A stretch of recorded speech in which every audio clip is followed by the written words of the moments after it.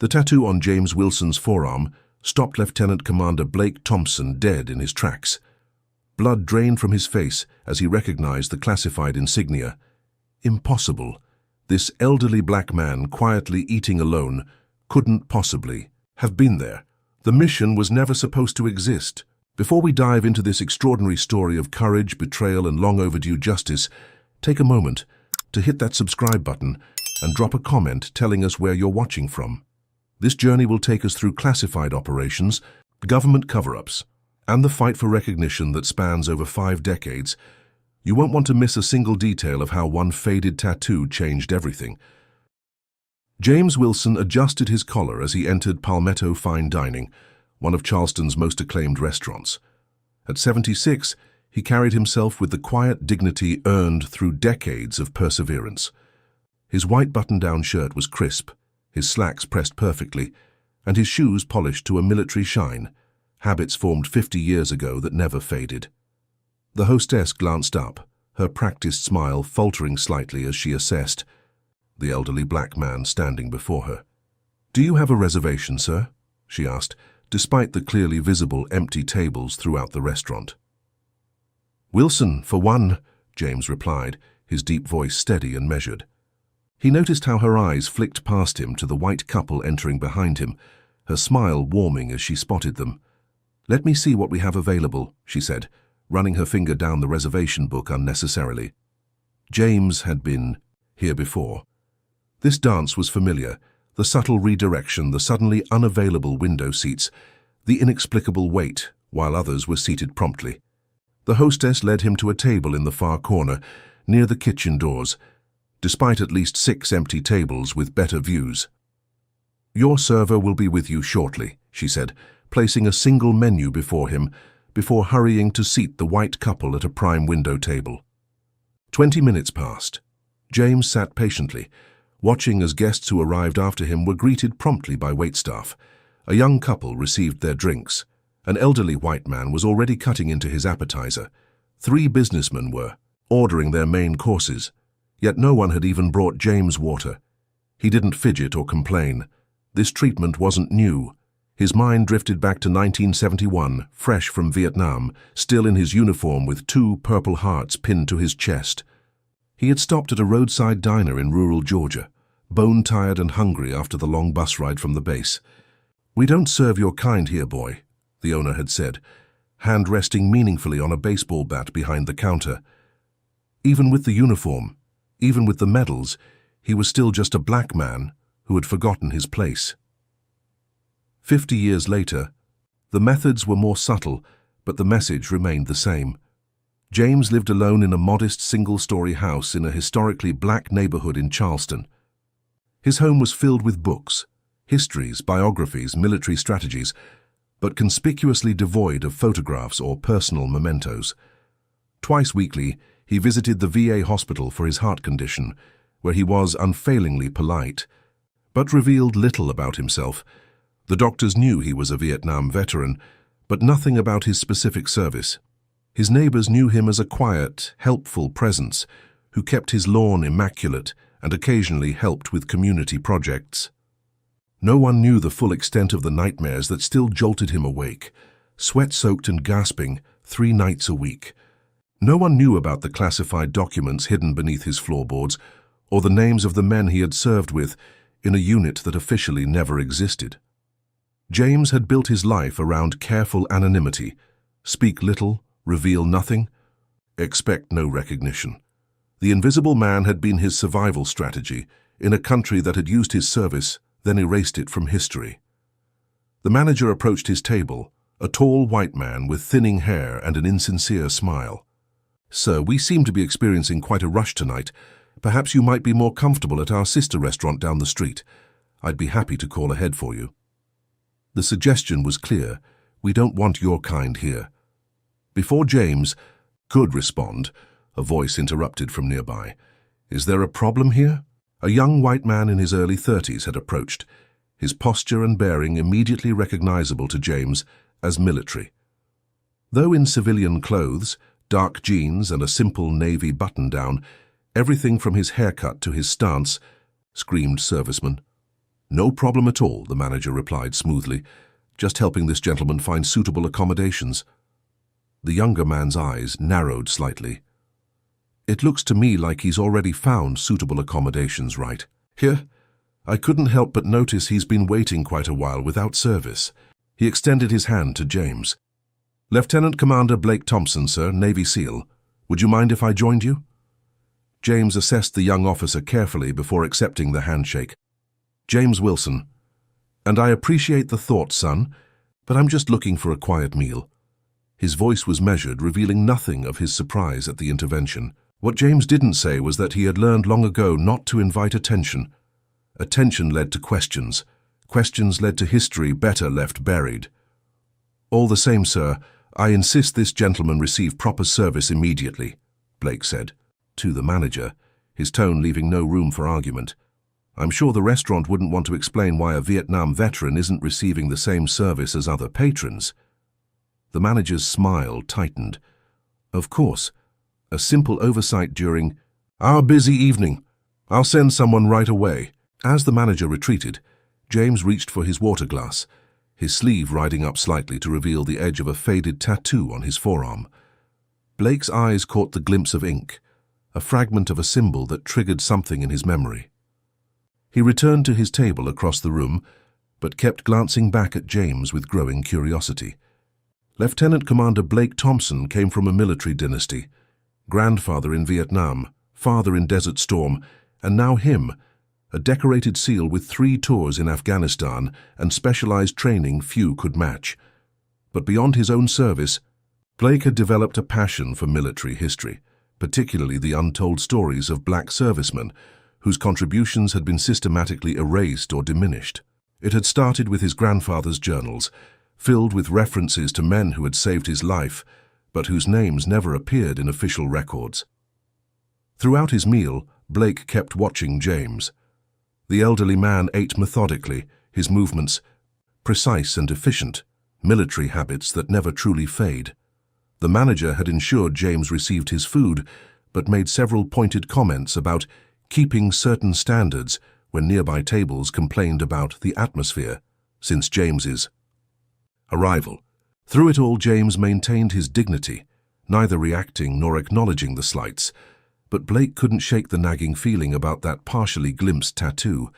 His grandfather had described a symbol, not standard military, insignia but something unique, associated with a classified unit he had encountered briefly in Vietnam.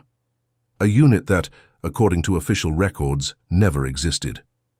As James finished his meal and requested the check, Blake made a decision. He stood, straightened his shirt, and approached James's table once more, determined to confirm his suspicion. Blake approached James's table with respectful confidence, standing at a slight distance until James acknowledged him. "Excuse me, Mr. Wilson. I hope I'm not intruding, but I wondered if I might have a word with you." James looked up, his expression carefully neutral, years of caution evident in the way his eyes quickly assessed the younger man. "You already helped me get served dinner, son. No need for further assistance." There was a gentle but firm dismissal in his tone, the voice of a man accustomed to keeping people at arm's length. Blake nodded but didn't retreat. "I noticed your tattoo earlier, sir. Were you by any chance in Vietnam?" The question hung in the air between them. James' expression didn't change, but Blake noticed how his right hand unconsciously moved to cover his left forearm where the tattoo lay partially hidden beneath his sleeve. "Lot of men served in Vietnam," James replied non-committally. "Not exactly unusual for my generation." His response was practiced, neither confirmation nor denial, revealing nothing while acknowledging the obvious. Blake pressed on carefully. "I'm particularly interested in special operations from that era. My grandfather served in Vietnam, 1968 to 1971, 25th Infantry Division initially, then attached to some special units." James's eyes narrowed slightly, the first crack in his impassive demeanor. "Good for him. I hope he made it home all right." Blake nodded. "He did, thanks to some extraordinary men he encountered, men who saved dozens of lives but somehow never made it into the official records." He paused, then took a calculated risk. Men who carried a very particular insignia, not standard military issue, something like what I glimpsed on your arm. James went completely still, the kind of stillness that comes from combat training, from learning that movement can mean death. His voice, when he finally spoke, had dropped to nearly a whisper. "You're mistaken, Lieutenant Commander. Just an old Navy tattoo, nothing special." He quickly paid his bill in cash and stood to leave. "Appreciate your intervention earlier, but I need to be going now." Blake didn't try to physically stop him, but his next words froze James in place. The insignia included a spectral figure, holding both an American and Vietnamese flag, with 12 stars in a non-standard pattern. Officially, it never existed. Unofficially, my grandfather called it the mark of the Spectre Group. The color drained from James's face. In all the decades since Vietnam, no one had ever recognized that symbol, let alone named the unit. It was impossible. The records had been destroyed, the men scattered, the mission buried in the deepest classified archives. "You're mistaken," James repeated, but his voice lacked conviction. "I need to leave." Blake pulled out his phone quickly. "Sir, before you go, please just look at this photo. It belonged to my grandfather." He held up the screen showing a faded photograph. In it, a group of soldiers rested beside a helicopter.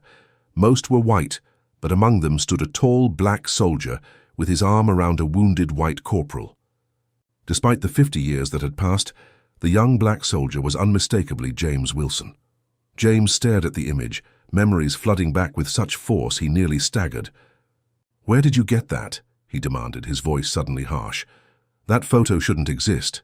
Blake slipped the phone back into his pocket. "My grandfather was William Thompson. He carried that picture until the day he died 3 years ago.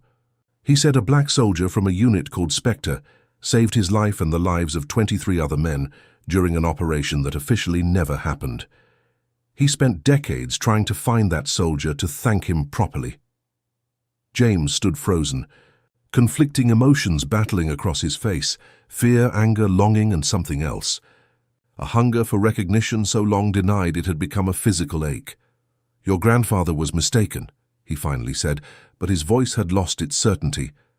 "And this is neither the time nor place for this conversation." Blake nodded toward the parking lot. "Then perhaps we could speak somewhere more private, sir. I've been researching what happened to Spectre Group for years. My grandfather left journals, letters, everything he could gather.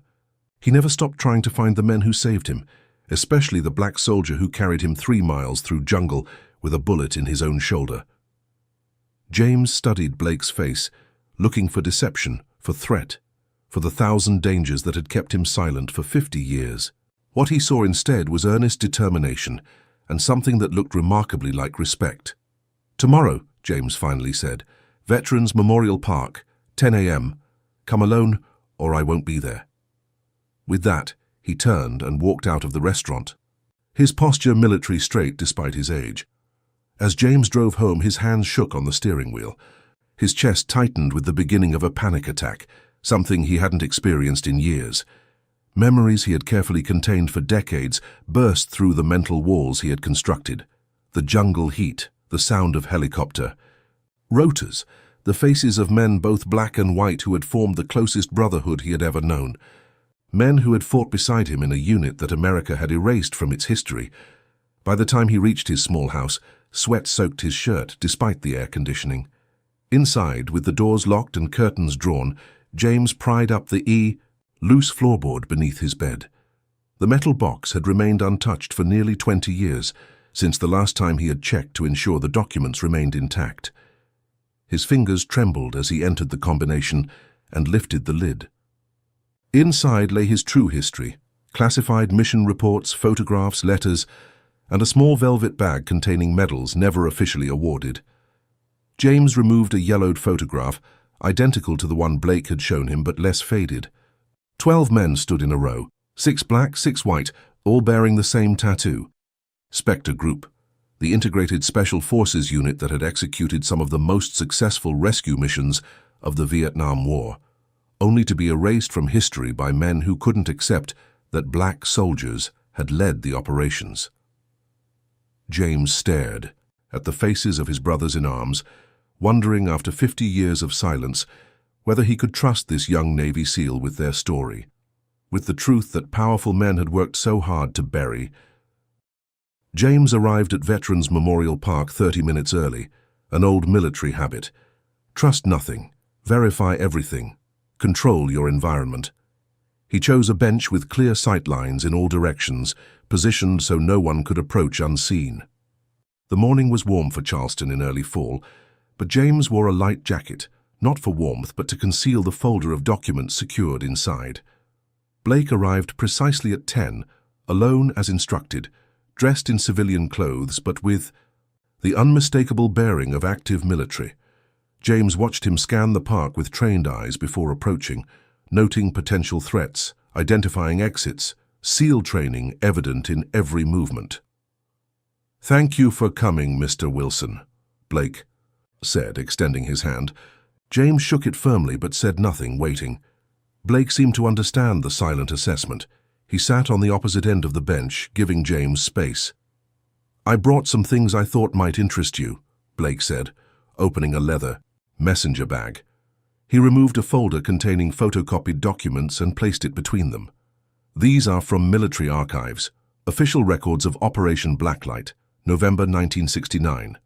According to these papers, it was a failed extraction attempt that resulted in the loss of all American personnel involved." James's expression remained neutral, but his eyes flicked to the documents with sharp interest. "And why are you showing me this?" Blake turned to face him directly. "Because my grandfather's journal tells a completely different story. He writes about being one of 24 men rescued during that operation by a unit called Spectre Group, an integrated special operations team led by a black officer named Captain Elijah Freeman. A team that, according to every official record, never existed." James remained silent, decades of practiced caution warring with the desperate hunger to finally speak the truth, to be seen, to have his service acknowledged after 50 years of erasure. "Do you know what happens to men who violate classified status?" James finally asked, his voice low. "Even decades later, there are consequences." Blake nodded. "I understand the risk, sir, but I also understand injustice when I see it. My grandfather left instructions in his will that I should continue his search, that I should find the men who saved him and make sure their story is told. He called it his last mission, making sure the truth comes to light."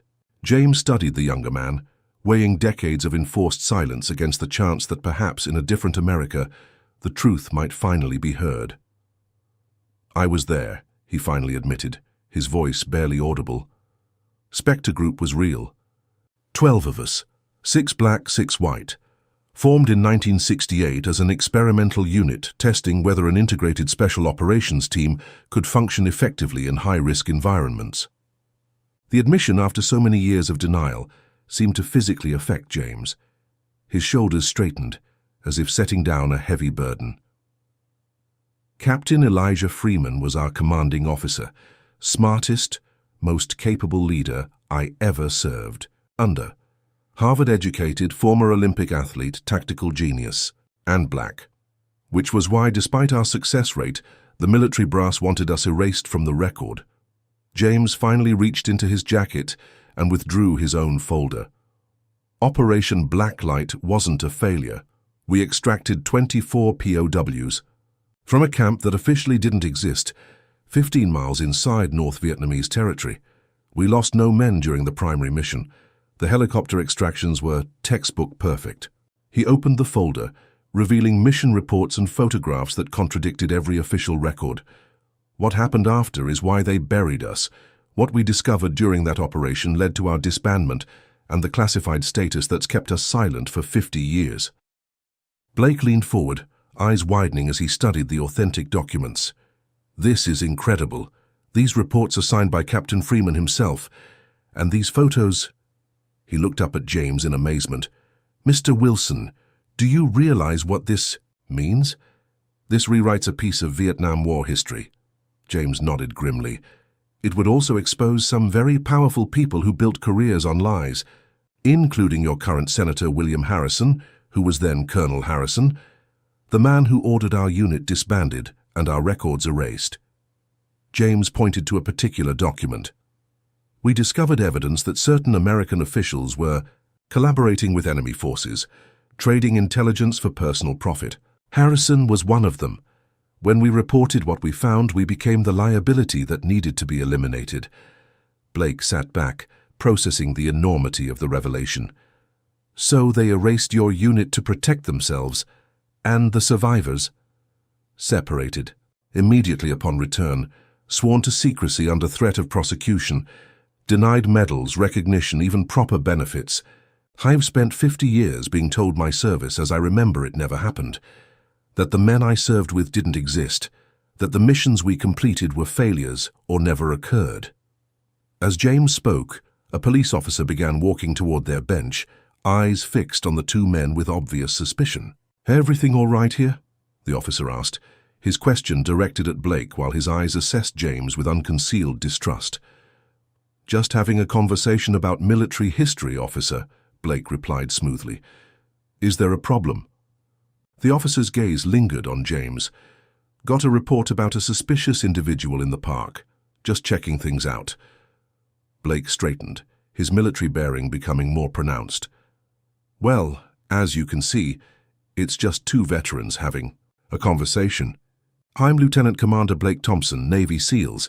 He produced his military ID. "And this gentleman is a Vietnam veteran I'm interviewing for a historical research project." The officer reluctantly backed down, but not before giving James a final suspicious look. "Keep an eye out for anything unusual," he said before walking away. James watched him go, his expression resigned rather than surprised. "Some things never change, no matter how many decades pass," he said quietly. "That kind of treatment is why I kept my head down all these years, why I never fought for recognition. Black men claiming things that official records deny. It rarely ends well for us." The incident seemed to make a decision for James. He closed his folder and handed it to Blake. "There's more. Much more. But not here. If you're serious about this, come to my house tonight at 7. I'll show you everything. I've kept hidden for 50 years. Blake accepted the folder with reverence. "I'll be there, sir, and Mr. Wilson, thank you for trusting me with this." James stood to leave, then paused. "Your grandfather, William Thompson, he made it home, had a family, lived a full life because of what we did. That's something, at least." As James walked away, Blake called, "After him. He never forgot what you did, sir. He named my father James in your honor." James Wilson stopped mid-step, his back to Blake, and for a moment his shoulders trembled slightly. Then, without turning, he continued walking, his posture once again military straight despite his 76 years. Have you ever had your accomplishments ignored or been overlooked because of who you are?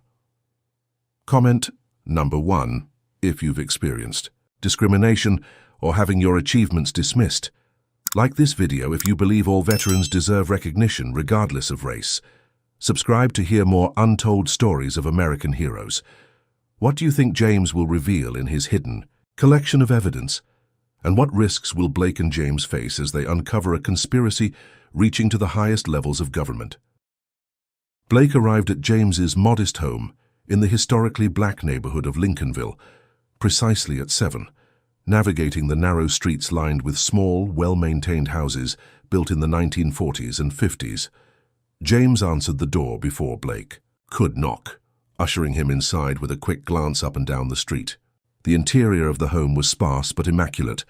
Military corners on the sofa cushions, books arranged by height on shelves, not a speck of dust visible on any surface. "Can I offer you coffee? Water?" James asked, the formality of a host, temporarily displacing the gravity of their meeting. Blake accepted water, noting how James used a coaster before setting the glass down. Small habits of a man who valued order, precision, structure. "What I'm about to show you has remained hidden for 50 years, James said, leading Blake to a back bedroom that had been converted into an office. "I've never shown these documents to anyone. Not my family, not the other survivors, no one." He knelt with some difficulty beside the bed, removed a section of floorboard, and extracted a large metal lockbox. From his pocket, he withdrew a key attached to a chain around his neck. When they discharged us, they made us surrender everything. Mission reports, photographs, even personal letters that mentioned Spectre Group. But I had learned long before Vietnam that as a black man in America, I needed to keep my own evidence. James unlocked the box and carefully arranged its contents on the desk. Blake stood speechless before the trove of classified history. Original mission reports with official stamps and signatures, photographs of the team in various combat zones, maps with operation routes clearly marked, medal citations that were never officially awarded, a small logbook with a detailed record of every mission, casualty, and objective. Most remarkably, a reel-to-reel tape labeled Final Briefing Freeman. James handled each item with reverence, the physical repository of a history that had been officially erased. Spectre Group was formed in April 1968, 2 weeks after Martin Luther King Jr. was assassinated. James began, his voice taking on the cadence of a man finally telling a long, suppressed story. Race riots were erupting across the country. Vietnam was at its bloodiest. And in the middle of this chaos, someone at the Pentagon had a radical idea. What if we created a truly integrated special operations unit? Not just token integration, but equal numbers, with merit-based leadership regardless of race. James showed Blake a photograph of 12 men standing at attention, 6 black and 6 white, all in non-standard uniforms without clear insignia. They selected men with exceptional records from different branches: Army Rangers, Green Berets, Force, Recon Marines, Air Force Pararescue. The selection criteria was simple: exceptional combat skills, higher than average education, and psychological profiles showing low racial bias. Captain Elijah Freeman was appointed commander, not as some social experiment, but because he was genuinely the most qualified. Harvard-educated, Olympic-level athlete, fluent in 4 languages including Vietnamese, with an unmatched record in tactical planning. James pointed to a tall black man in the center of the photograph, his bearing unmistakably that of a natural leader. We trained together for 3 months in complete isolation at a facility in Puerto Rico. The initial friction was intense. Men from both sides carried deep prejudices, despite the selection process. There were fights, constant tension, mutual distrust, but Freeman was brilliant at building cohesion. He paired us deliberately. Each mission planning team had 1 black and 1 white operator. Living quarters were integrated. Every success or failure was shared equally. Blake studied the photograph, recognizing the beginning of what military historians would now call unit cohesion development. And the missions.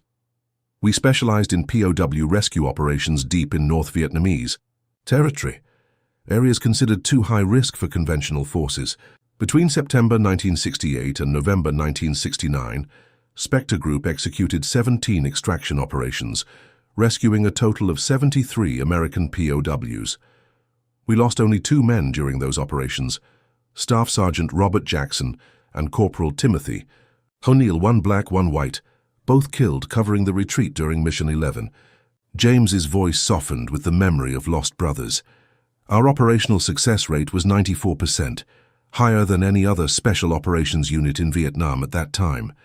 We were proving that integration wasn't just morally right. It was tactically superior. We combined different perspectives, different strengths. We became the most effective rescue unit in Southeast Asia. The pride in James's voice was evident, perhaps emerging fully for the first time in 50 years. Then came Operation Blacklight in November 1969. Intelligence indicated a high-value POW camp 15 miles inside North Vietnam, holding 24 Americans, including 3 believed to be Air Force intelligence officers with critical knowledge. The mission was authorized at the highest levels, given the exceptional risk and potential value. James spread out a detailed map, the operation route marked in faded red ink. The insertion went perfectly. We neutralized the camp guards without raising alarms and liberated 24 American prisoners, all in severe condition from torture and malnutrition. But during the document sweep of the commander's quarters, we discovered something unexpected. James removed a sealed plastic bag containing photographs of documents in Vietnamese with partial English translations, evidence that American officials were selling tactical information to the North Vietnamese. Operation plans, troop movements, airstrike schedules. The documents included meeting records between North Vietnamese intelligence officers and American military officials, including then Colonel William Harrison. Blake stared at the evidence, the implications staggering. Harrison is now Senator Harrison, chairman of the Armed Services Committee, presidential aspirations. Exactly, James said grimly. When we returned with this evidence, we expected an immediate investigation. Instead, we were separated, debriefed individually, and told the evidence had been misinterpreted. 3 days later, Spectre Group was officially disbanded. We were assigned to different units across Vietnam, sworn to absolute secrecy about our time with Spectre. 6 months later, Captain Freeman was killed in what was reported as a routine helicopter crash. No body was ever recovered. James' hands trembled slightly as he revealed the final piece of evidence, a sealed letter with Elijah Freeman's handwriting. This arrived 3 weeks after his reported death. No return address, postmarked from Thailand. He handed the unopened letter to Blake. I've never had the courage to open it. Whatever Freeman discovered got him killed or forced him into hiding. Opening this might make me a target after all these years. Blake held the letter with reverence, understanding its significance, and the other surviving members. Scattered across the country. Daniel Reynolds was our medic. Brilliant man, went on to become a doctor in Atlanta. Richard Martinez, communications specialist, lives somewhere in Texas now. Walter Peterson, our demolitions expert, last I heard was in Detroit. We were ordered never to contact each other. I've respected that order for 50 years. James's voice broke slightly. The thing you have to understand is what this silence has cost us. Not just the recognition or the medals, but having to live with people believing you're lying or delusional. When you know the truth. Having your service questioned, your benefits challenged. Living with the knowledge that brothers died for missions that officially failed or never happened. Blake set the letter down carefully. Mr. Wilson, I believe every word you've told me. And I believe these men deserve recognition before it's too late. How many of you are still alive? James's expression darkened.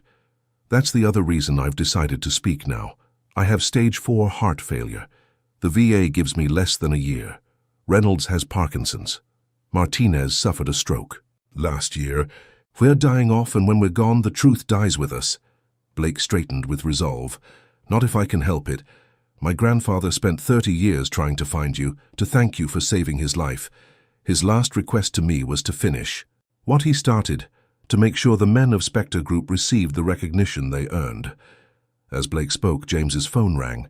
He answered cautiously, his expression changing to one of alarm as he listened. How did you get this number? He demanded. Who is this? The voice on the other end was just loud enough for Blake to hear. A concerned party. The past should stay buried, Mr. Wilson, for everyone's safety, especially yours. The line went dead. James lowered the phone slowly, his hand shaking slightly. It's starting already. They're watching. Blake moved to the window, carefully peering through the blinds. An unmarked black sedan was parked across the street, a man in a dark suit sitting behind the wheel watching the house. Mr. Wilson, I think we need to move quickly. Someone already knows we're looking into this. James nodded, his jaw set with determination that belied his age and health. 50 years of silence is enough. Whatever happens now, the truth deserves to be told. Those men, my brothers, deserve to be remembered for what they really did.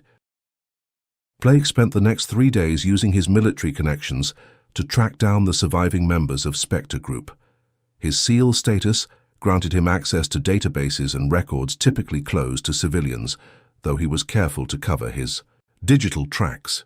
James provided what information he remembered, full names, approximate ages, last known locations, but 50 years had scattered the men far and wide. Daniel "Doc" Reynolds was the easiest to locate. After Vietnam, he had used the GI Bill to complete medical school, establishing a successful practice in Atlanta, specializing in trauma care. Now semi-retired at 78, he volunteered at a veterans clinic twice weekly. Blake made the call from James's living room speakerphone, allowing James to hear both sides of the conversation. Dr. Reynolds, My name is Lieutenant Commander Blake Thompson. I'm calling regarding your service with a special unit in Vietnam, 1968 to 1969. A long silence followed before Reynolds responded, his voice guarded. I'm afraid you must have me confused with someone else. My service record is straightforward. 173rd Airborne Brigade Medical Corps, nothing special about it. James leaned toward the phone. Danny, it's James Wilson. Spectre Group, we need to talk. Another lengthy silence. Then, so quietly they barely heard him. Jimmy, is it really you? After all these years? The emotion in his voice was palpable. They told us never to contact each other, said our families would lose benefits, that we could face prosecution. James gripped the edge of the table. I know what they said, Doc, but I'm dying, stage 4 heart failure, and there's someone here who knows about us, about what really happened. His grandfather was one of the men we rescued in Operation Blacklight. Reynolds' medical training immediately surfaced. What's your treatment protocol? Which VA hospital are you at? I could consult on your case. James smiled faintly. Still trying to patch me up after all these years, but that's not why we're calling. We're gathering evidence, Doc, about Spectre Group, about what really happened, about who gave the orders to bury our existence. The line went silent again, but they could hear Reynolds breathing, considering. I kept records, he finally admitted. Medical logs of every man we treated, every operation, hid them inside regular patient files where no one would look, and I've got photographs they missed during the debriefing. Been carrying this secret for 50 years, Jimmy. Never even told my wife the full truth. Blake spoke up. Dr. Reynolds, we believe it's time for the truth to come out about Spectre Group's accomplishments, about the real reason you were disbanded. Senator William Harrison is involved. Harrison, Reynolds spat the name. That bastard. He's running for defense secretary now, did you know? Built his whole career on Vietnam heroism that never happened while burying what we accomplished. His voice hardened with 50 years of suppressed anger. I'm in. What do you need from me? Locating Richard Martinez proved more challenging. The former communications specialist had gone deeply off-grid after Vietnam, changing his name and moving frequently. Blake finally traced him to a small ranch outside San Antonio, where he lived alone, his property surrounded by security cameras and a perimeter fence. Rather than risk a phone call that might spook him, Blake arranged a secure video conference through military channels. Martinez's face appeared on Blake's laptop, deeply lined and suspicious, his salt and pepper beard neatly trimmed. Who are you and how did you find me? He demanded without preamble. Blake explained calmly, then turned the laptop so Martinez could see James. The change in Martinez's expression was immediate. Shock, disbelief, then cautious recognition. Wilson, is that really you, brother? James nodded, emotion making speech difficult. It's me, Rico, been a long time. Martinez ran a hand through his hair, visibly processing the shock. 50 years. They said we'd be prosecuted if we ever contacted each other. Said it was a matter of national security. His eyes narrowed. Why now? What's changed? James explained about his heart condition, about Blake's discovery, about their efforts to finally bring the truth to light. Martinez listened silently, his expression guarded. I've spent 50 years looking over my shoulder, Wilson. Built a whole security system myself. Changed my name twice. Trust doesn't come easy anymore. He hesitated, then added more softly, but I've got 3 grandkids. Now, oldest boy just joined the Marines. Makes me think about what kind of world I'm leaving behind, what kind of history. He leaned closer to the camera. I kept the records, Jimmy. All the communication transcripts, mission encryptions, everything they thought they confiscated.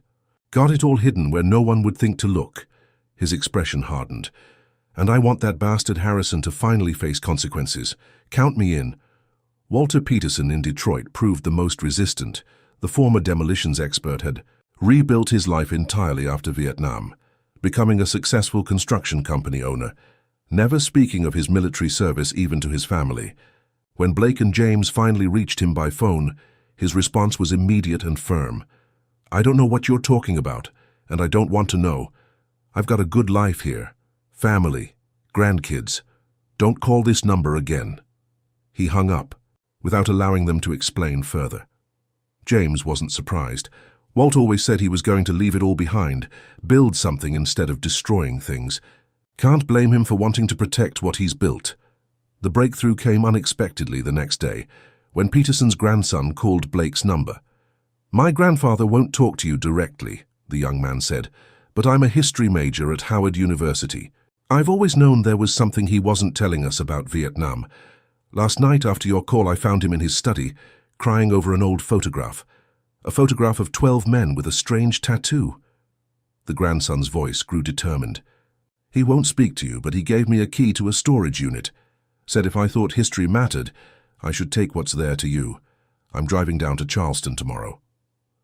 With 3 of the 5 surviving Spectre Group members now cooperating, Blake began compiling their collected evidence into a comprehensive record. James converted his living room into an operations center, walls covered with timelines, photographs, and connection maps. Blake's SEAL training in intelligence analysis proved invaluable as he cross-referenced dates, locations, and personnel. Records. "We need to be strategic about this," Blake advised, as they organized the growing mountain of evidence. "Harrison has powerful allies. Going public without overwhelming proof would be a mistake." James nodded in agreement. "We need irrefutable evidence, proper documentation, and multiple confirming sources for every claim. And we need public pressure once we move. Enough eyes on this that they can't simply make it disappear again." Blake's commanding officer, Captain Andrew Merrick, called him unexpectedly during their planning session. "Thompson, what the hell are you doing poking around classified Vietnam operations?" he demanded without preamble. Blake stepped outside for privacy, but returned looking troubled. "My CO has received questions from Washington about my research. Activities. Someone high up is monitoring database searches related to Spectre Group and Operation Blacklight. I've been ordered to cease all investigation immediately." James wasn't surprised. They've been protecting this secret for 50 years. They won't let it go without a fight. That evening, James discovered the first clear sign of escalating pressure. His front window had been broken, and spray-painted across his living room wall were the words, "Traitors lie." The local police responded, but showed little interest, suggesting it was probably just kids despite the pointed nature of the message. Blake stayed at James's house that night for security, and in the morning, they discovered James's car had been vandalized, all 4 tires slashed. The threatening phone calls began the following day, anonymous voices warning James to stay silent and forget the past. Blake faced his own pressure when he was suddenly called for a disciplinary review at his base, accused of misusing military databases for personal research. While the charges were vague enough that he could defend himself, the message was clear. Powerful people were aware of their investigation and taking steps to shut it down. Daniel Reynolds arrived from Atlanta 3 days later, bringing medical records that provided crucial evidence of the operations Spectre Group had conducted. "I documented everything," he explained, spreading meticulous medical logs across James's dining table. "Every wound, every extraction, every man we saved, kept it all hidden within legitimate patient files where no one would think to look. Been waiting 50 years for someone to ask for these records."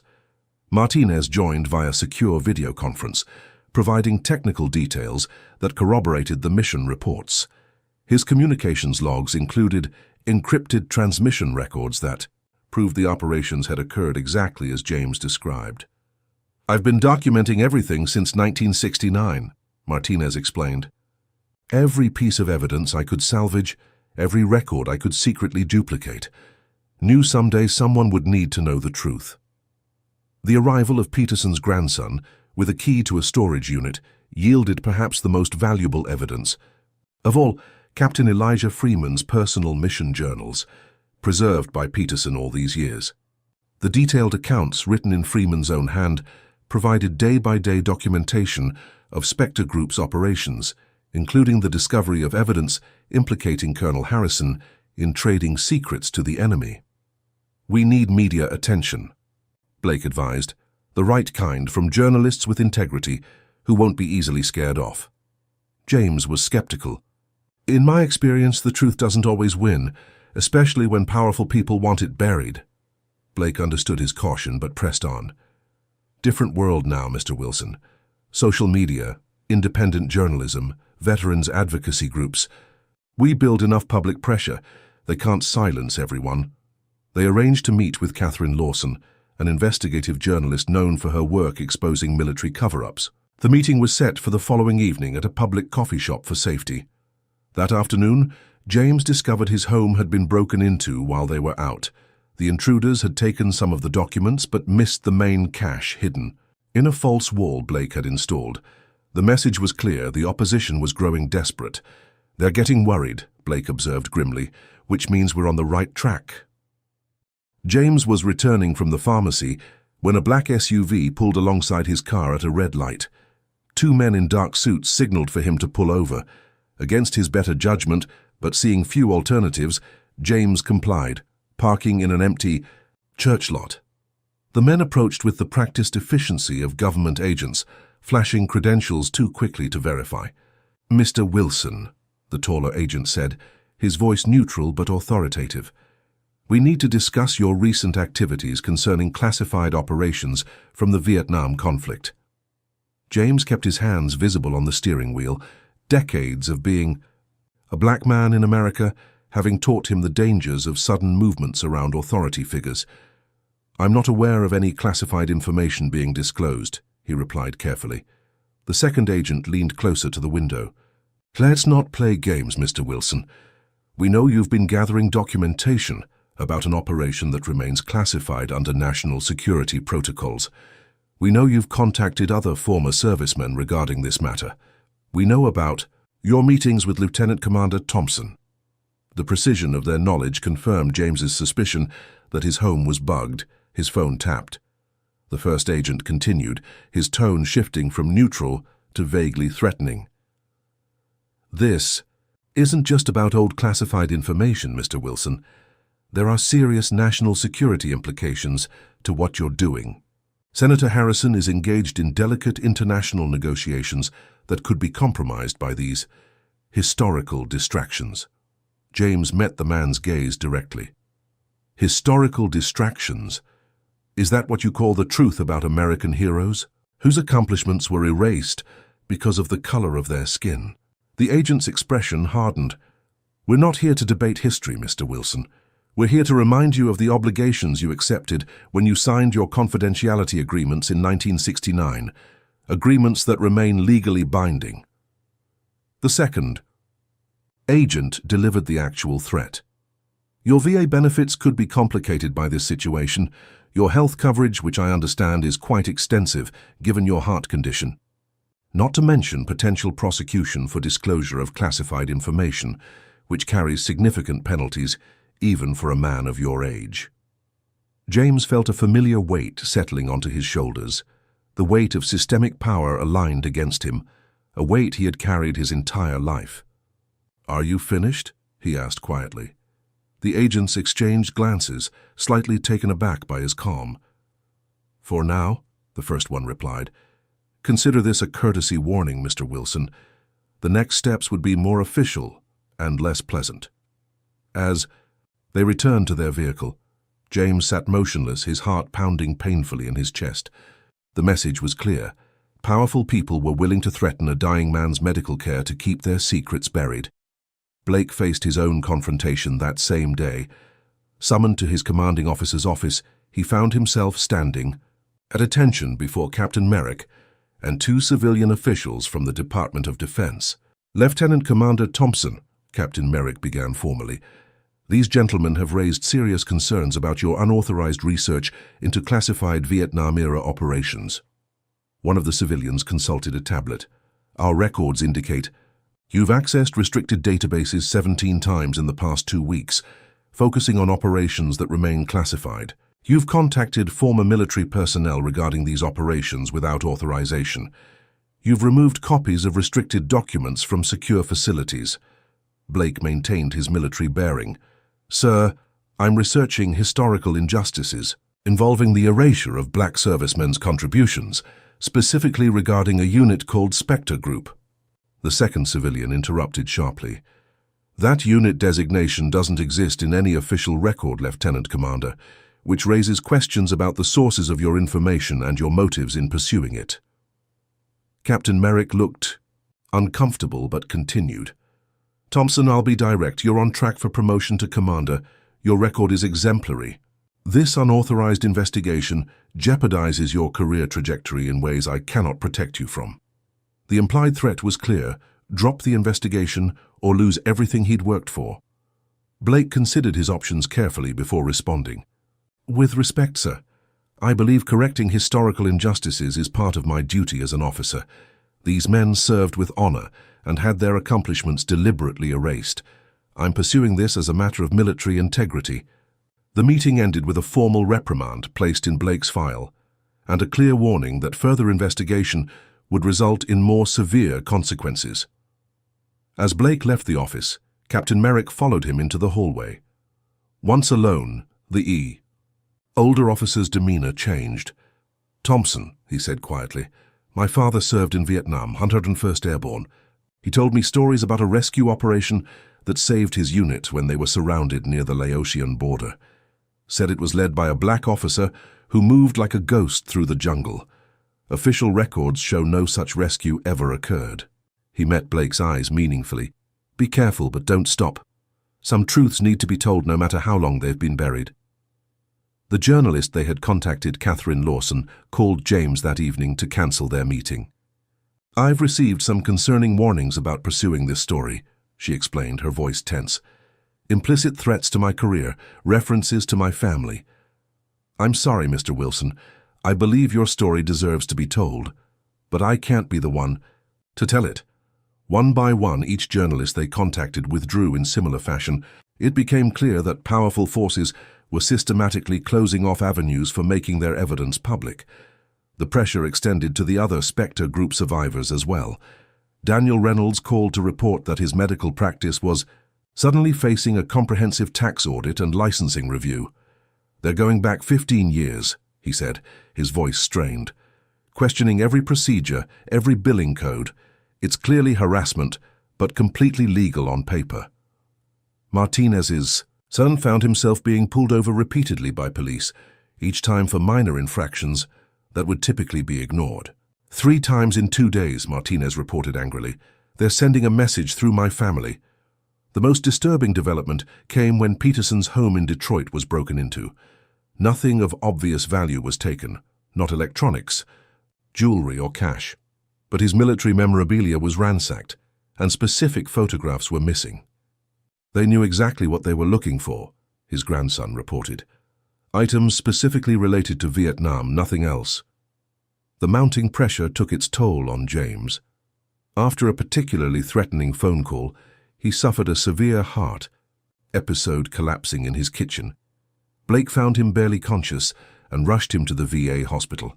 The doctors stabilized his condition but warned that the stress was significantly worsening his heart failure. Even within the hospital, the discrimination continued.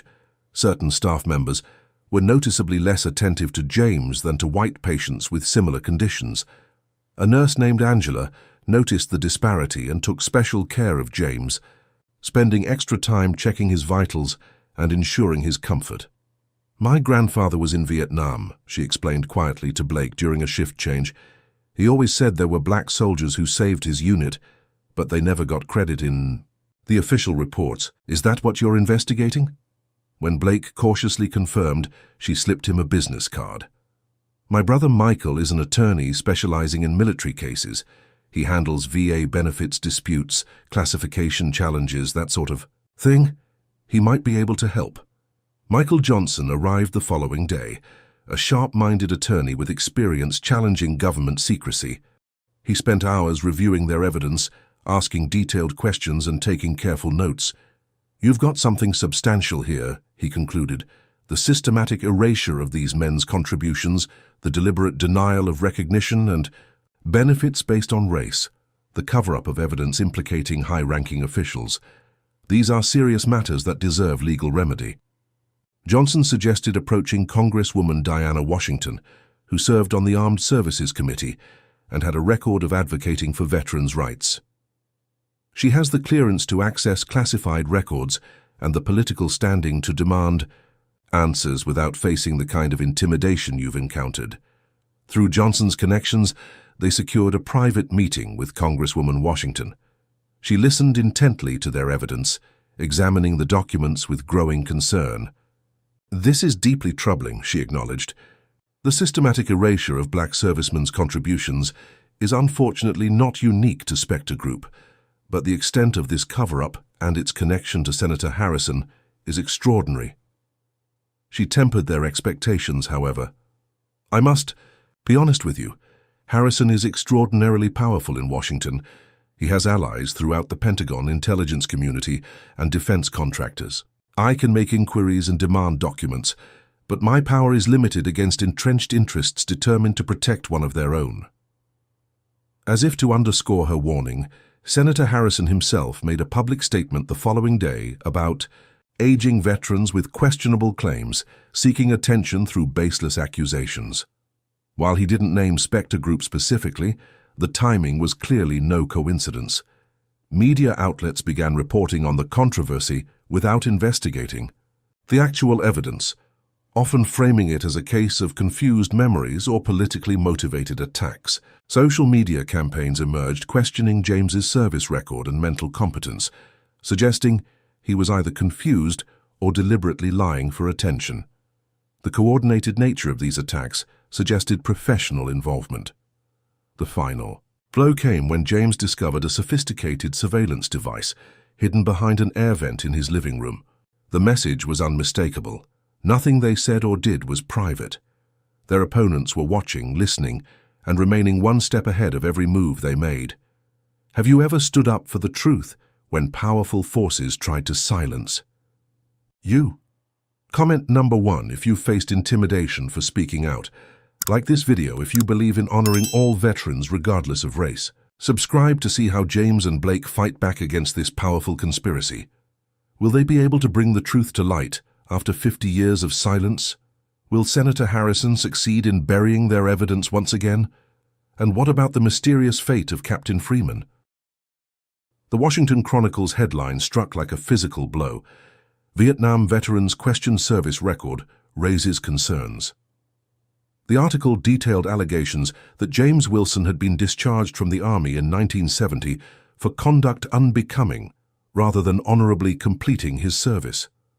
It cited recently discovered military documents, suggesting James had fabricated portions of his service history. Blake slammed the newspaper down on James's kitchen table. "This is outright character assassination.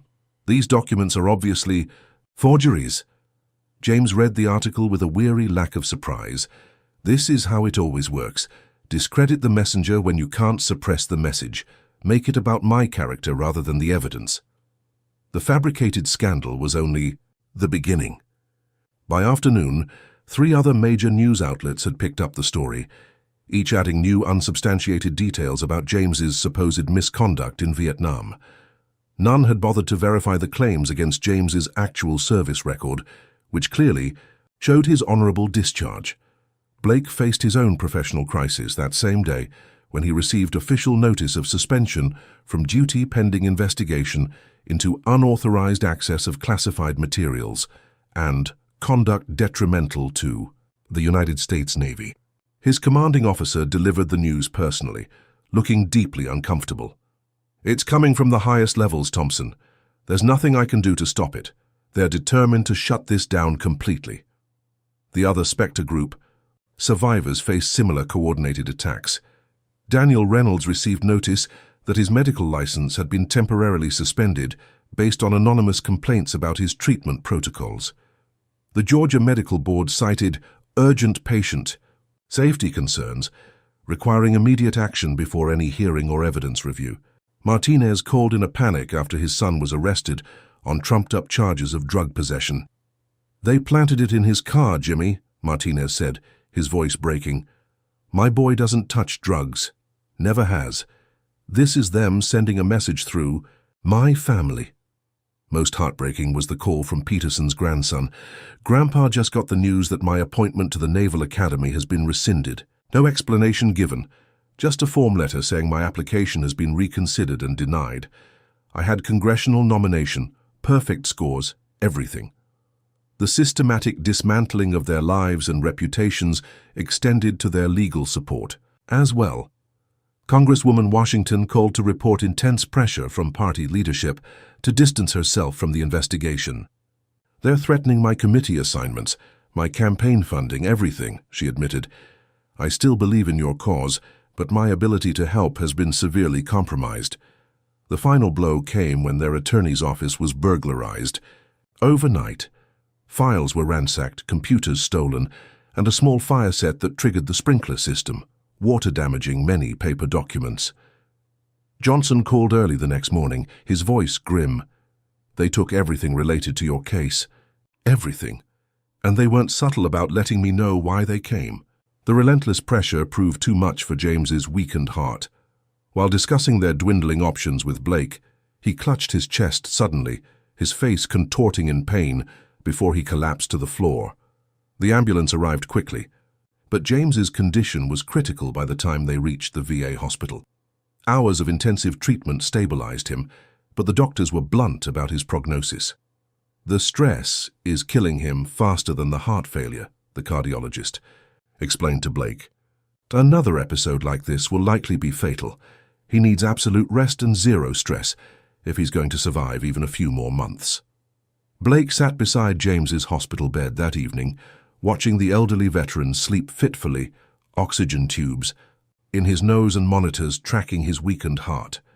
The injustice burned in Blake's chest that this man who had served with such courage, who had saved dozens of American lives, including his grandfather's, should face such persecution in his final days for simply wanting the truth acknowledged. Around midnight, Blake stepped out to find coffee, leaving James alone briefly. When he returned, he found a stranger sitting beside James's bed, an elderly black man with military-straight posture despite his obvious age. The stranger held his finger to his lips, signaling Blake to remain silent. "Who are you?" Blake whispered, instinctively placing himself between the stranger and James. The man stood slowly, revealing impressive height despite a slight stoop from age. "Someone who should have come forward long ago," he replied quietly. "My name is Elijah Freeman, former captain, United States Army, commanding officer of Spectre Group." Blake stared in disbelief. Captain Freeman had been reported killed in 1970. His death was a central element in the Spectre Group cover-up. "That's impossible," Blake managed. "Captain Freeman died in a helicopter crash." The elderly man smiled sadly. "That was the official report, yes. A convenient fiction that allowed certain people to sleep better, thinking I couldn't contradict their lies." James stirred in the hospital bed, his eyes opening slowly and focusing on the visitor.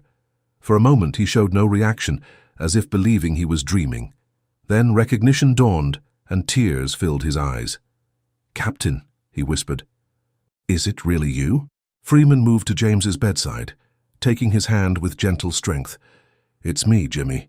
I'm sorry it's taken 50 years for me to find the courage to face you." James gripped Freeman's hand weakly.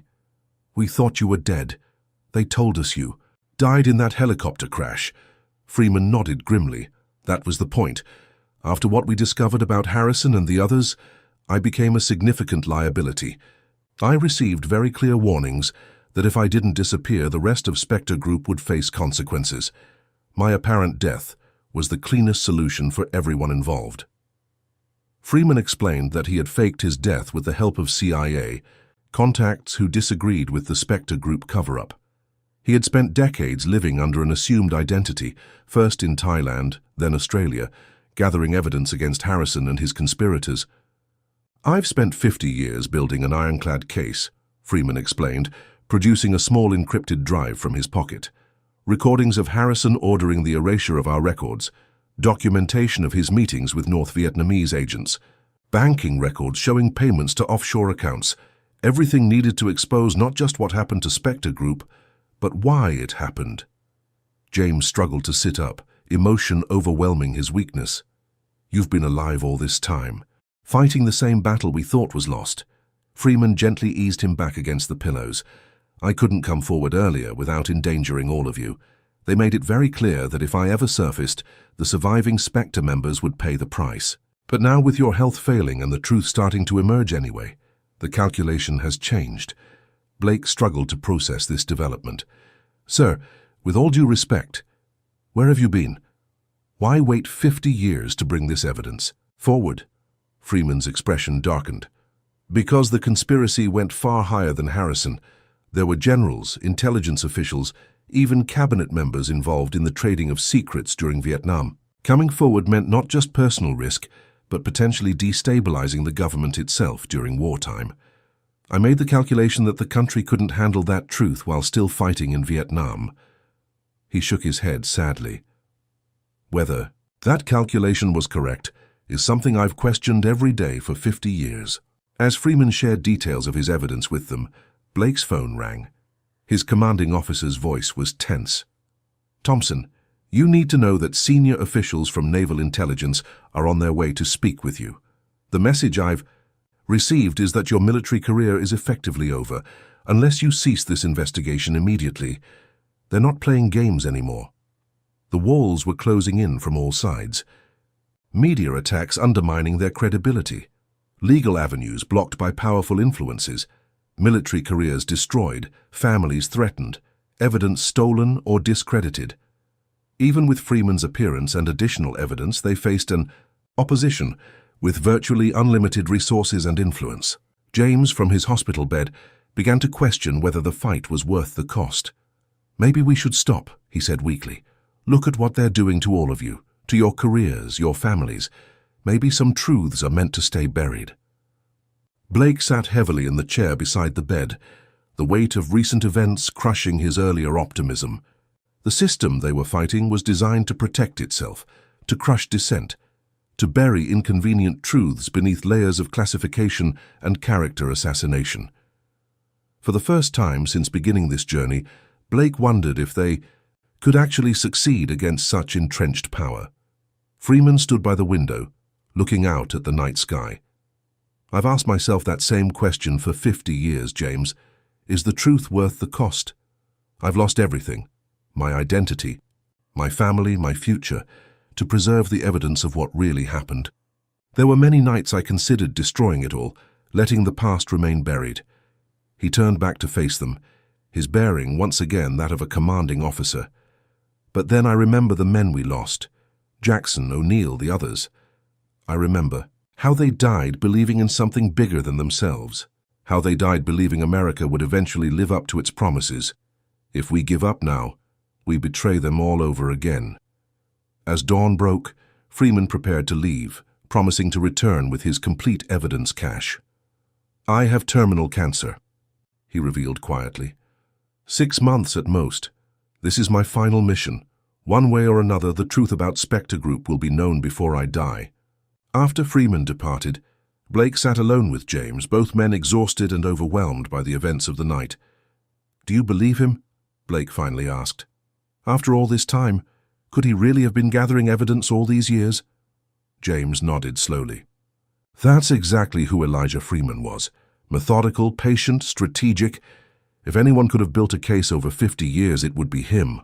He closed his eyes, fatigue overtaking him.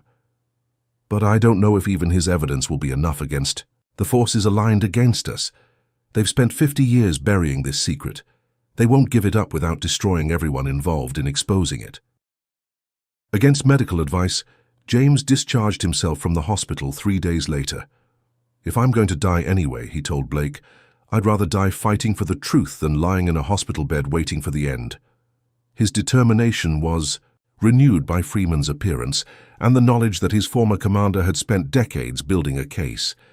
The team regrouped at Reynolds' cabin in rural Georgia, a secluded property 20 miles from the nearest town.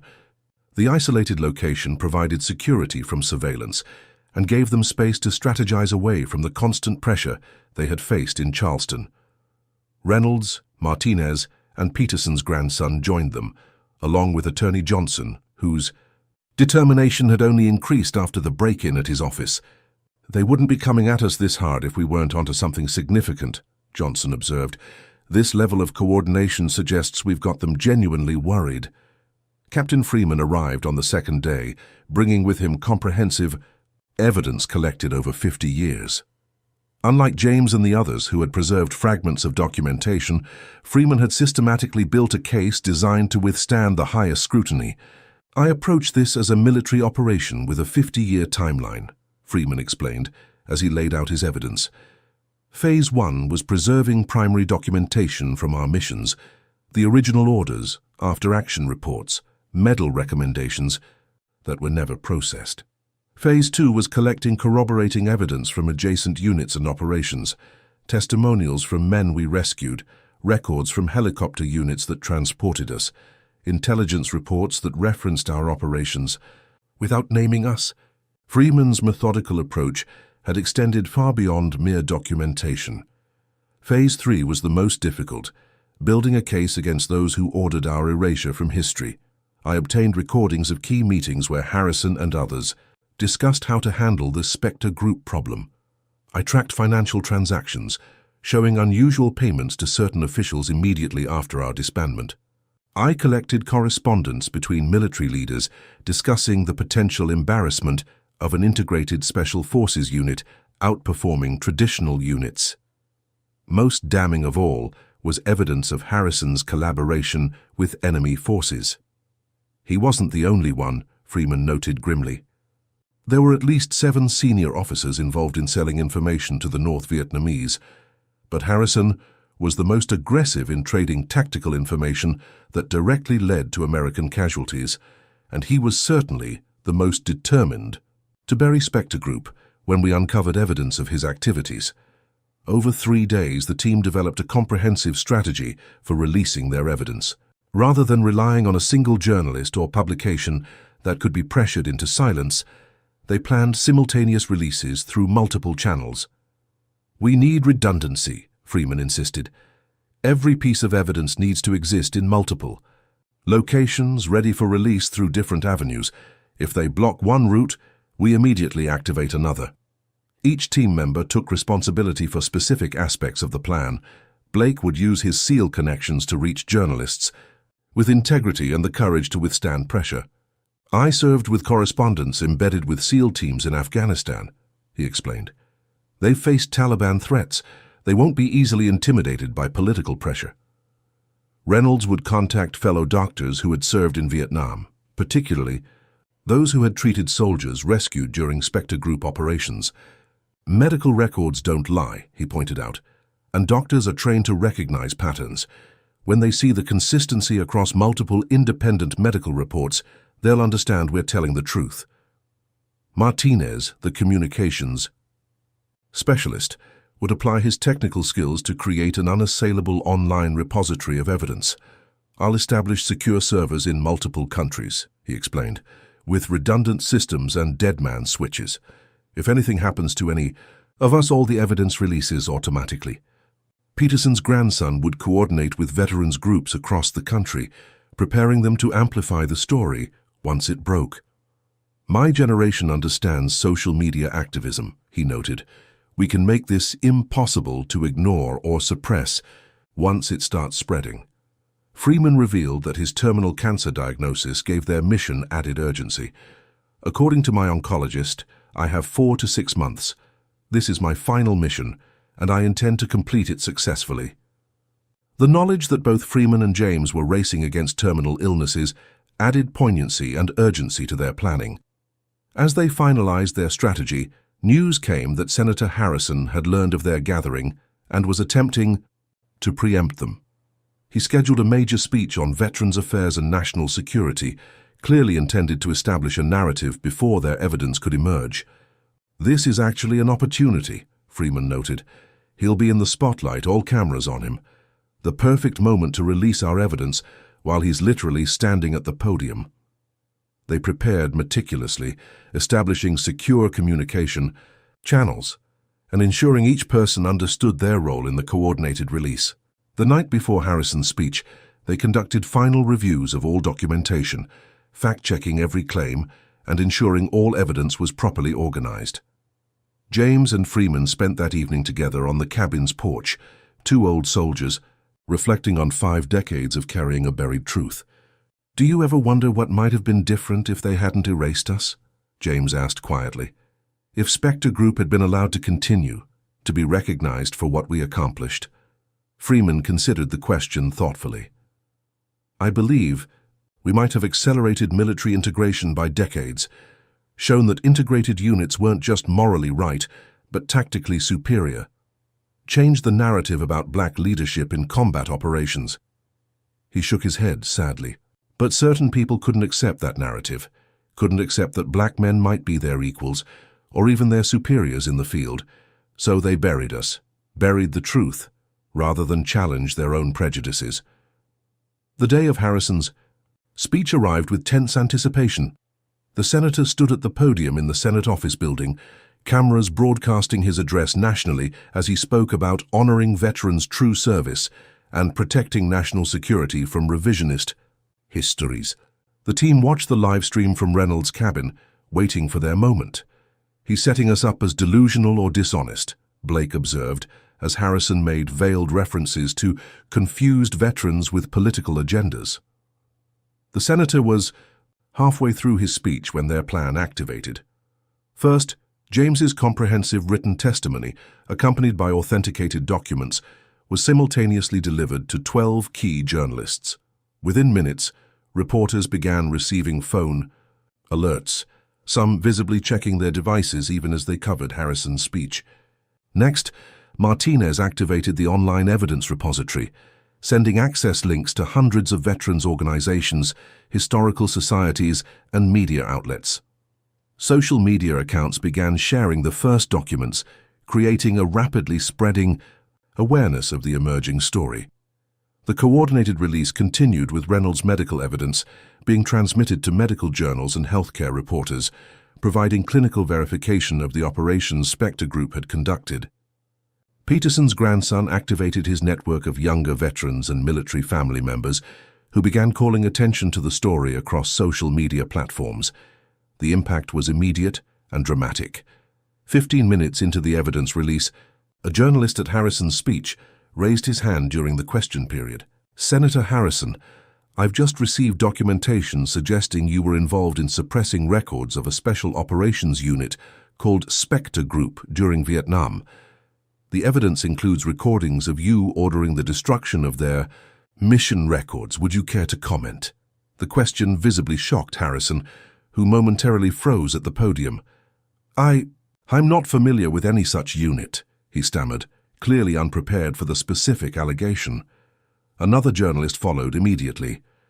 Senator, I have here a declassified intelligence report referencing a black-led special operations team that rescued 24 POWs in November 1969. The report indicates you personally ordered their mission classified above top secret despite its success. Could you explain why? As more questions followed, each more specific and well-documented than the last, Harrison's composure crumbled. His staff rushed to end the press conference, physically blocking journalists as they escorted the senator from the podium. But the dam had broken. Within hours, the story was spreading across all major news outlets. Military historians and experts began verifying the authenticity of the documents. Other veterans came forward with corroborating stories of being rescued by an integrated special forces unit that officially didn't exist. The coordinated nature of the evidence release made it impossible to suppress through the usual channels of pressure and influence. There was simply too much information coming from too many sources simultaneously. As the story gained momentum, public reaction shifted from initial skepticism to growing outrage as the extent of the historical erasure became clear. Veterans organizations issued statements demanding a full investigation. Civil rights groups called for formal recognition of Spectre Group and compensation for the survivors. Military academies announced plans to incorporate the unit's operations into their tactical training curricula. The stress of watching events unfold proved too much for James's weakened heart. As they witnessed their vindication beginning to take shape, he suffered another severe episode, collapsing in Reynolds' cabin. Despite Reynolds' immediate medical intervention, James's condition was critical by the time the ambulance arrived. At the hospital, surrounded by his Spectre Group brothers and Blake, James watched breaking news reports about their story from his intensive care bed. His expression reflected a complex mixture of vindication, relief, and lingering sorrow for the 50 years of silence they had endured. "Never thought I'd live to see this," he whispered to Freeman, who sat beside him holding his hand just as they had held each other during dangerous jungle extractions half a century earlier. "Was it worth the wait, Captain?" Freeman nodded, his own eyes filled with tears. "It was, Sergeant. Our men will finally have their place in history. Their sacrifices recognized, their courage acknowledged. That's what we fought for all along." As medical staff worked to stabilize James's condition, the monitors showed his heart rhythm growing increasingly erratic. The doctor pulled Blake aside with a grave expression. "His heart is failing rapidly. The stress of recent events has accelerated his condition significantly. We need to prepare for the possibility that he won't survive much longer." Blake returned to James's bedside, determined that this man who had saved his grandfather, who had fought for truth for 50 years, would know that his struggle had not been in vain. "The story is everywhere, Mr. Wilson," he reported, showing James the headlines on his tablet. "They can't bury it again. Too many people know now. What you and Spectre Group did will finally be recognized. Your place in history is secure." 3 months after Senator Harrison's disastrous press conference, a formal congressional hearing convened to investigate the Spectre Group and the systematic erasure of their accomplishments. The Grand Committee room was filled to capacity, with news cameras broadcasting the proceedings nationally. James Wilson, now wheelchair-bound and visibly weakened, was the first to testify. An oxygen tank beside his chair sustained him as he delivered his statement with dignity and clarity that belied his failing health. "I appear before you today not seeking personal recognition," James began, "but to ensure that the truth about 12 extraordinary men is finally acknowledged. 6 black, 6 white, who came together at one of the most divided moments in American history to demonstrate what this country could become when we put aside prejudice and recognize each other's humanity and worth." James methodically detailed Spectre Group's formation, their unprecedented success rate in POW rescue operations, and the deliberate erasure of their accomplishments. He spoke without bitterness, with the measured tone of a man simply stating facts long denied. "We were not erased because we failed," he testified. "We were erased because we succeeded too well, because our success contradicted prejudices about black soldiers, black leadership, and integrated units, and because we discovered evidence of treason that powerful people needed to conceal." Each surviving member of Spectre Group testified in turn. Daniel Reynolds, despite his advancing Parkinson's, spoke with the precision of a physician as he presented medical records documenting the wounds treated and lives saved during their operations. Richard Martinez detailed the communications systems they had developed, innovations that had been adopted by later Special Forces units without credit to their originators.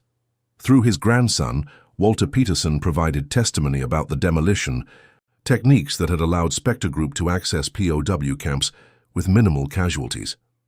Captain Freeman's testimony created a sensation. His appearance, a man officially dead for 50 years, symbolized the extraordinary lengths to which the cover-up had extended. He presented meticulous documentation of each mission, including the final operation, where they discovered evidence of Colonel Harrison's collaboration with enemy forces. "I have spent 50 years gathering evidence," Freeman testified, "not out of vengeance, but from a commitment to truth and a belief that America must confront its failures to achieve its ideals." Senator Harrison, now under investigation by the Senate Ethics Committee, was compelled to testify. He initially maintained his denial, claiming no knowledge of Spectre Group or any classified unit from Vietnam. But when confronted with Freeman's recordings of him explicitly ordering the destruction of Spectre Group records, his facade crumbled. "It was a different time," he stammered, sweat beading on his forehead. "Decisions were made in the context of an ongoing war, national security considerations that civilians couldn't understand." Under relentless questioning, Harrison finally broke. "Yes, I ordered their records classified and later destroyed. Yes, I knew about their success rate. Yes, I was aware that Captain Freeman was a superior officer." He paused, then added defensively, "But you have to understand the political climate then. An integrated unit led by a black officer, outperforming traditional units. It would have created unrest, undermined confidence in military leadership during wartime. The committee chair leaned forward. So, to be clear, Senator, you deliberately erased the accomplishments of American heroes because acknowledging them might have challenged racial prejudices. Harrison had no answer that could justify his actions. 2 weeks after the hearings concluded, the Secretary of Defense issued a formal acknowledgement of Spectre Group's existence and accomplishments. After thorough review of declassified documents and testimony, the Department of Defense officially recognizes the extraordinary service of the Special Operations Unit, designated Spectre Group, that operated in Vietnam from 1968 to 1969. The statement read, "Their innovative tactics, exceptional courage, and successful completion of high-risk missions represent the highest traditions of American military service." The President announced a special ceremony to award long-denied medals to Spectre Group members, including posthumous awards for those who had died without recognition. The revelations sparked a nationwide conversation about the systematic erasure of black military contributions throughout American history. Military academies announced curriculum changes to include Spectre Group operations in tactical training. Historical organizations began research projects to identify similar cases of unrecognized service. James underwent emergency heart surgery following the hearings, fighting for his life as his body, weakened by age and stress, struggled to recover. Blake remained by his side throughout, their bond now transcending their initial connection to become something like family. During James's long recovery, a special exhibition opened at the National Museum of American History, featuring Spectre Group's story, photographs, and artifacts. Captain Freeman lived just long enough to see the first phase of their vindication. He passed peacefully in his sleep 6 weeks after the hearings, having completed what he called his final mission. Before his death, he had long conversations with James, the two men finally able to speak freely about the brotherhood they had formed and the history they had made together. 6 months after the hearings, a formal White House ceremony honored the Spectre Group. In the East Room, packed with military officials, historians, and family members of the original team, the President personally presented the Medal of Honor to James and posthumously to the fallen members. "Today, we correct a 50-year injustice," the President declared. "We acknowledge that these men were denied recognition not because of any failure of service or courage, but because America itself failed to live up to its ideals of equality and justice." James, still weak but determined, insisted on standing to receive his medal. Leaning heavily on a cane, he rose from his wheelchair as the citation was read, tears streaming down his weathered face as 5 decades of invisible service finally received its due recognition. His acceptance speech was brief but powerful. "I accept this not for myself, but for my brothers of Spectre Group, black and white, living and dead, who proved that America is strongest when we recognize each other's humanity and worth," James said, his voice steady despite his physical frailty. "We fought 2 wars, one abroad against a foreign enemy and one at home against prejudice and injustice. Today we can finally say both wars are won." In the aftermath of the ceremony, a new military policy was enacted to review and correct similar historical injustices. A formal process was established for veterans to submit claims of racial discrimination in recognition, promotion, or benefits. James established the Spectre Group Foundation with his newly awarded back benefits, dedicated to documenting erased black military history and supporting veterans fighting for proper recognition. After the ceremony, James visited the newly installed Memorial to Spectre Group at Arlington National Cemetery. Standing before the granite monument, bearing the names of his fallen brothers, he traced his fingers across the engraved insignia, the same symbol tattooed on his forearm for 50 years. As he stood in silent communion with his past, a young black lieutenant in dress uniform approached and came to attention. "Sir," the young officer said, executing a perfect salute, "I wanted to thank you personally. Your story changed my life. I've been selected for Special Forces training, largely because of the tactical innovations Spectre Group developed. You made my path possible." James returned the salute with dignity. "What's your name, son?" "Lieutenant Marcus Freeman, sir. Elijah Freeman was my great-uncle. I grew up believing he died in Vietnam, learning the truth about him, about all of... You gave me a legacy to live up to." James placed his hand on the young man's shoulder, a gesture bridging generations of service. "Make us proud, Lieutenant, and never let anyone tell you what you can't accomplish." James returned to Charleston with a peace he had not known in 50 years. His health remained precarious, but he faced his limited future with serenity, born of knowing that the truth had finally prevailed. Blake brought his young son to visit regularly, the boy sitting at James's feet as the old soldier shared stories of courage, brotherhood, and perseverance. During one such visit, the boy asked about the faded tattoo on James's arm. "What does it mean, Mr. Wilson?" James rolled up his sleeve, revealing the full insignia of Spectre Group, once a secret carried in shame and silence, now a symbol of pride and recognized valor. "It means that some truths can be buried for a while, son," James explained gently, "but they can't stay buried forever. It means that doing what's right matters, even when no one sees it, and it means that sometimes justice takes a long time coming, but it's always worth fighting for." As the boy traced the outline of the tattoo with curious fingers, James exchanged a look of profound understanding with Blake. The journey that had begun with a chance recognition in a restaurant had transformed not just their lives, but American history itself. The invisible men had finally been seen. What would you have done in James Wilson's position? Would you have fought for recognition after 50 years of silence, or accepted the erasure of your achievements? Comment below with your thoughts.